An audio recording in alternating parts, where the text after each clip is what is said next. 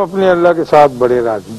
تو میں کیا اللہ تمہارے ساتھ؟ کہنے لگا ہاں جی میری تو اسی کے ساتھ آشنائی ہے، میں تو اور کسی آدمی کو جانتا نہیں. پھر میں چونکا اور ٹھٹکا، اور اس کی باتوں سے یہ ظاہر ہوتا تھا کہ ایک بہت بڑا لاہور کا ایک حاکم جو میں نے دیکھا ہے تو وہ سلطان سنگھاڑا فروز تھا. اس کو کسی چیز کی پرواہ نہیں، کوئی واردات اس کے اوپر اثر انداز نہیں ہے، کوئی شکایت اس کے منہ سے کبھی. جب بھی میں اسے ملتا رہا، اب تو 3 سال سے پتہ نہیں کہاں غائب ہے، مجھے نظر نہیں آیا، لیکن میں اس کے حضور میں اس کے بعد بھی حاضری دیتا رہا. لیکن چونکہ اس کا درجہ اس اعتبار سے بہت بلند تھا کہ اس کی دوستی اب بزرگ ترین ہستی سے کائنات کی تھی، تو میں ذرا اپنی گفتار میں اور اپنی باتوں میں تھوڑا سا باادب ہو گیا.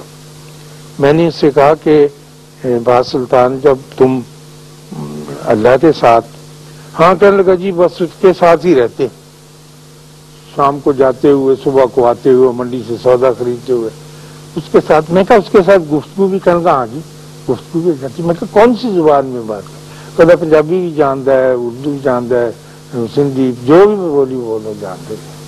تو میں نے کہا ڈر نہیں کر لو تو ڈر چیز ہی نہیں ڈر والی ہے.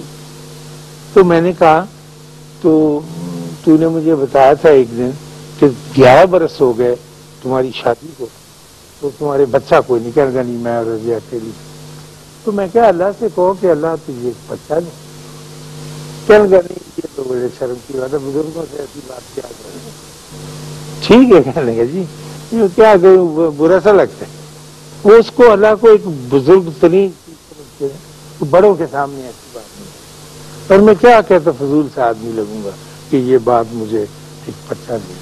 میں ٹھیک ہوں، خوش ہے، میری بیوی اچھی خوش ہے، رہ رہی ہے جس طرح سے. تو میں نے کہا کہ کیا یہ ایسے ہو سکتا ہے کہ ہماری بھی اس کے ساتھ دوست؟ چلو اگر آپ چاہیں تو ہو سکتی، اگر آپ نہ چاہیں تو نہیں ہوتی. تو میں نے جیسا کہ پہلے عرض کر رہا تھا جائزہ لیا اپنے سارے سالوں کا، سارے دنوں کا. میں نے کبھی یہ نہیں چاہا تھا، میرا یہی خیال تھا کہ میں عبادت کروں گا، اور عبادت ہی اس کا راز ہے، اور عبادت کو لپیٹ کے رکھ دوں گا اپنے مسلح کے ساتھ، اور دن پر رات کرتا رہوں گا. لیکن وہ جو میرا منتہائی مقصود ہے نا، جو میرا محبوب ہے، اس کی طرف جانے کی کوشش نہیں کروں گا. میں یہی سمجھتا رہا اور آج تک بھی یہ سمجھتا کہ عبادت ہی جو ہے یہ سارا راز اور سارا بھید ہے. حالانکہ عبادت سے ماورا، میں جو بات عرض کر رہا ہوں یہ اپنے آپ کو سمجھانے کے لیے کر رہا ہوں. عبادت سے پرے ہٹ کر ایک ایسی آرزو کی بھی تلاش ہے کہ میں اپنے اللہ کے ساتھ، جس کی کوئی ایک ہستی ہے نہ نظر میں آنے والی ہے، اس کے ساتھ کوئی رابطہ قائم کروں، جیسا سلطان نے کیا تھا، جیسے اس کے علاوہ 4-5 بندے اور بھی میں نے دیکھے. اور اندازہ میں نے اس بات سے لگایا خواتین حضرات کہ اتنا خوش آدمی میں نے زندگی میں کوئی نہیں دیکھا. جتنے لوگ تھے اللہ کے ساتھ تعلق رکھنے والے، وہ اپنی انتہائی کتنے مسائل آتے تھے. پیسے کی جگہ اس کے پاس گیا، لوگ گھبرائے بھی ہوئے تھے، جذباتی بھی ہوئے تھے. وہ ٹھیک تھا اپنے اسی انداز میں جس انداز میں رہتا.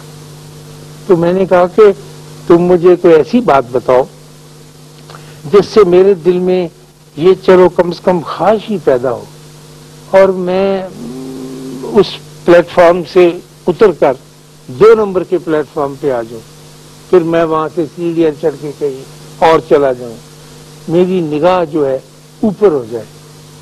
تو کہنے لگا کہ نگاہ اوپر کرنے سے، دیکھو ان پڑھ آدمی ہے، مجھ سے لوگ پوچھا کرتے ہیں کہ بابے کہاں ہیں، ان کا ایڈریس کیا ہے. اب میں انہیں کیسے بتاؤں کہ ایک سلطان سنگھاڑے والا دلی دروازے کے باہر جہاں تانگے کھڑے ہوتے ہیں ان کے پیچھے کھڑا ایک بہت عظیم بابا ہے جو ہے، اور نظر آنے والوں کو شاید نظر آتا ہوگا، مجھے پورے کا پورا تو نظر نہیں آیا. جب میں نے اسے یہ کہا کہ میں بھی اس کی طرف رخ کر کے اور منہ کر کے آرزو چاہتا ہوں کہ تو کہنے لگا باجی بات یہ ہے کہ جب ہم اوپر منہ اٹھاتے ہیں تو ہم کو آسمان نظر آتا ہے، ستارے نظر آتے ہیں، اللہ کے جلوے نظر آتے ہیں. کہنے لگا آپ کبھی مری گئے؟ میں کہا ہاں میں کئی دفعہ مری گیا. کہنے لگا جب آدمی مری جاتا ہے پہاڑی میں، جب پہاڑی پہ چڑھتا ہے، اونچائی پر پہنچتا ہے، تو پھر حال کا نظارہ لینے کے لیے وہ نیچے بھی دیکھتا ہے، اوپر بھی دیکھتا ہے اور نیچے بھی دیکھتا ہے، پھر کمپلیٹ ہوتا ہے اس کا سرکل. میں سمجھا سکتا ہوں نا بنا، خالی ایک طرف منہ کرنے سے نہیں ہوتا. جب آپ نیچے کو اور اوپر کو ملاتے ہیں تو پھر ساری وسعت جو ہے اس میں آتی ہے. اور یہ ایک راز ہے اس میں کا، جب آدمی یہ سمجھنے لگ جائے کہ میں وسعت کے اندر داخل ہو رہا ہوں، اس کے الفاظ تو اور سے چکے، پنجابی میں بات کرتا تھا، تو پھر اس کو قربت کا احساس ہونے لگتا ہے. لیکن کہنا وہی پڑتا ہے جیسے بابے کہتے تھے حوصلہ کر کے کہ اے اللہ تو میرے پاس آ جا. مجھ میں تو اتنی ہمت نہیں ہے کہ میں آ سکوں تیرے دربار میں. اور وہ یقیناً آتا ہے بقول سلطان سنگھاڑے والے کے، جانا نہیں پڑتا، اس لیے کہ وہ تو پہلے سے آپ کے پاس موجود ہے اور آپ کی شارک کے پاس کرسی ڈال کے بیٹھا ہوا ہے. وہ آپ کے گھر کے قریب ترین مرکز کے اوپر پہلے سے موجود ہے. آپ بھاگنے کی کوشش کرتے ہیں دور جاتے. تو میں نے کہا اس کا مجھے کوئی راز بتا. راز کیا؟ مجھے کچھ ایسی بات بتا کہ جس سے میرے دل کے اندر، کہنے لگا جی آپ کے دل کے اندر کیا، میں تو سارے لوگوں سے، اپنے پاکستان کے لاہور کے لوگوں سے کہنا چاہتا ہوں کہ جب وہ باہر نکلا کریں تو پورا لباس پہن کر نکلا کریں. میں نے کہا اچھا پورا لباس پہن کر آنے کے؟ سارے ہی میں کہا پورا لباس پہن کے. کہنے کہ یہ دیکھو تانگے میں 4 بندے بیٹھے ہیں، پورا لباس نہیں پہنتے. میں کہا یہ بابو گزرا ہے 3 پیس سوٹ پہنا ہوا ہے، اس نے ٹائی لگائی ہوئی ہے.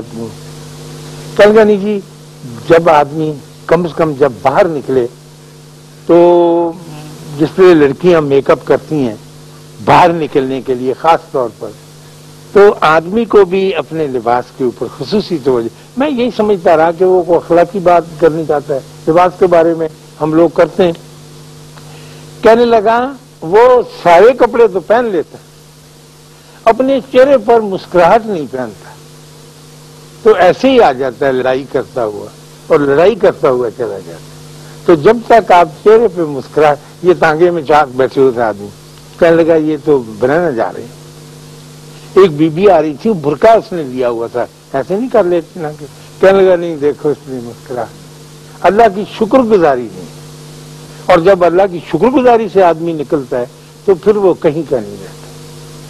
تو میں نے کہا یار ہم تو بہت عبادت گزار لوگ ہیں، باقاعدگی سے نماز پڑھتے ہیں اور روزے رکھتے ہیں، زکات دیتے ہیں. کہنے لگا جی پیرانے پیر کے شہر میں ہمارے وہاں، میں لال کرتی میں رہتا ہوں، وہاں بابا وریام رات کو باتیں سنایا کرتا ہے، بات ڈالتا ہے، کہانی قصہ.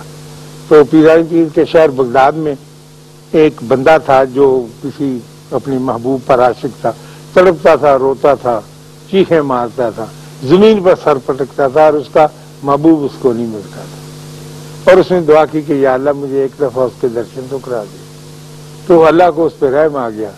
کسی بزرگ نے اس سے کہا کہ تو حالت کیا بنا رکھی؟ اس نے کہا میں کیا کروں، میں اس کے بغیر رہ نہیں سکتا. تو اس کا محبوب ایک مقررہ مقام پر جہاں بھی کہا گیا تھا وہ پہنچ گیا اور یہ بھی پہنچ گیا. اس نے کہا کہ میں اپنی دید کرانے کے لیے تیرے پاس آیا. تو اندر گیا، وہ جا کے چٹھیوں کا بنڈل لے آیا.